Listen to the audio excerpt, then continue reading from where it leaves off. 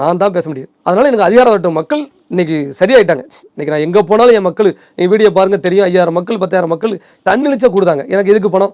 நான் காசு கொடுத்து கூப்பிட்டா தானே ஆள் வேணும். நல்லா யோசிச்சு பாருங்கள். நான் 2 காரில் கிளம்புனா 20 கார் வந்துடுது. அவங்க டீசல் போட்டு அவங்கவுங்க இது போட்டு அவர் போராட்டம் சொல்லி கூப்பிட்டோம்னா இன்றைக்கி 2000 3000 டக்கு ஒரே நாளில் கூட்டிட்டாங்கல்ல. அவங்கள தானே வராங்க. இது போராடி தான் ஒரு விஷயத்தை பெறக்கூடிய சூழ்நிலை இருக்குது. நாங்களும் முதலமைச்சருக்கு ஒவ்வொரு கருத்துக்களும் எங்களால் முடிஞ்சு போராட்டம் மூலியமாக தெரிவிக்கும். அதை நிறைவேற்றுறாங்க. போராடி தான் ஒரு சில விஷயத்தை நாங்கள் பெற வேண்டியிருக்கு.